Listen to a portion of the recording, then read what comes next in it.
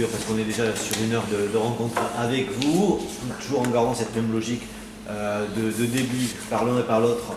On est avec Benoît Amournet pour conclure. Une carte blanche, je vous donne dire en 2-3 minutes, hein, histoire de pouvoir choisir le sujet que vous voulez et l'évoquer, un sujet qu'on n'aurait pas évoqué, là, même si on a parlé de beaucoup de choses. On a parlé de beaucoup de choses. Merci à vous d'abord pour ce débat et ce débat de fond, c'était vraiment précieux. Moi, je voudrais évoquer le sujet qui est la grande cause de ce quinquennat, qui est l'égalité entre les hommes et les femmes, au sujet de la parité, de la violence conjugale et les violences intrafamiliales et la santé et la prévention.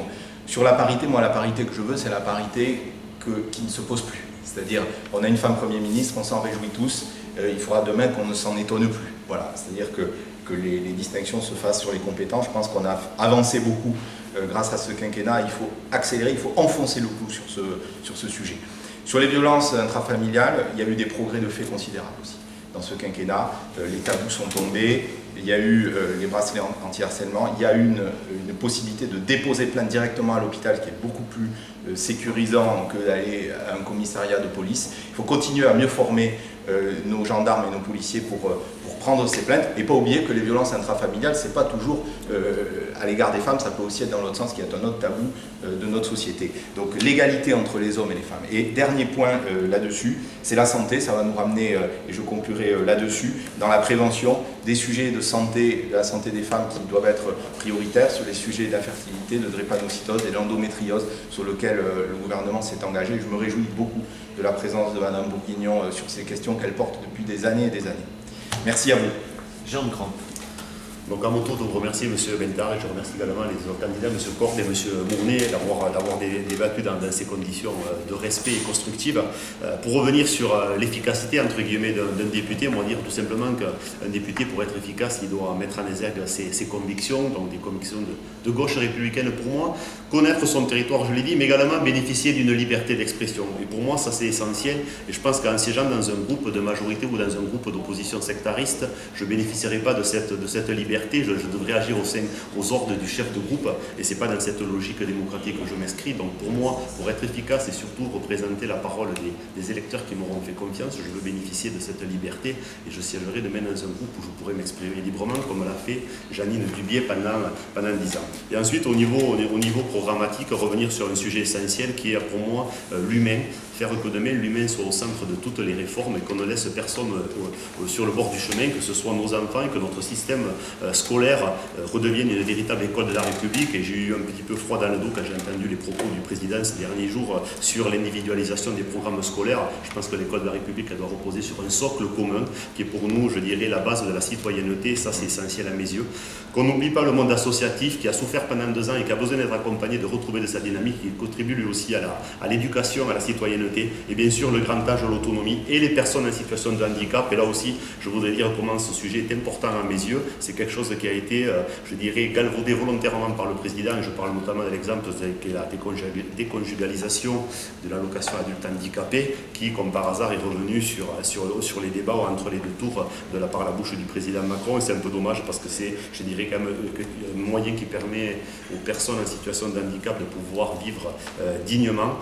Et pour moi, c'est essentiel. Donc, juste dire aux électeurs qui nous écoutent, c'est qu'avec mon expérience d'élu, de maire de Bordères-sur-les-Chesses, avec mon expérience de chef d'entreprise, je souhaite être demain le député du réel, du quotidien, un député pragmatique qui sera capable de travailler avec tous les institutionnels de nos territoires, toutes sensibilités confondues, avec un seul intérêt, notre territoire et notre pays.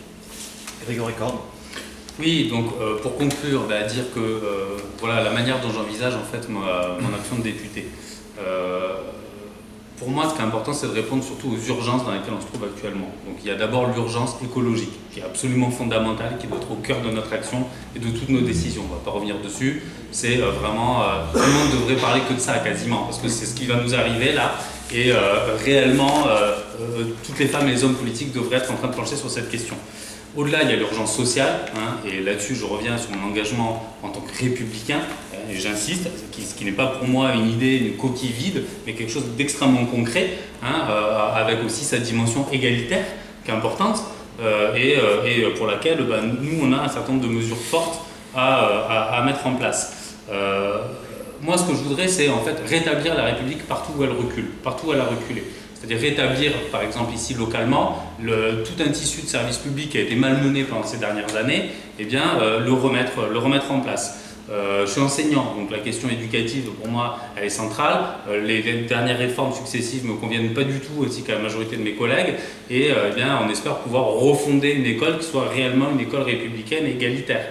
Et par ailleurs, je suis extrêmement attaché aussi au combat d'égalité entre les hommes et les femmes. Et on a aussi des éléments de notre programme qui permettent de mettre les moyens sur cette question-là. Les associations de défense des victimes, en l'occurrence, demandent 1 milliard. Donc il faut leur donner pour pouvoir développer à la fois l'éducation, le soutien aux victimes. Bon, c'est tout un ensemble qu'il faut mettre en œuvre pour finalement se donner les moyens de nos actions ou des actions qu'on prétend mener. Voilà. Donc en clair, pour moi, pour répondre à la question que vous m'aviez posée au départ pour conclure, c'est-à-dire quel avenir pour les Hautes-Pyrénées, faire des Hautes-Pyrénées un territoire où il fait bon vivre, et où la République surtout reprend ses droits. Voilà, la République en général, avec ses valeurs, ses valeurs fondamentales qui sont aussi les miennes. Voilà. Merci à tous les trois d'avoir accepté l'invitation. Dimanche 12 juin, les urnes seront ouvertes et d'ici là, faites votre choix, quel qu'il soit, faites un choix. Merci beaucoup. Merci. Merci à vous. Merci.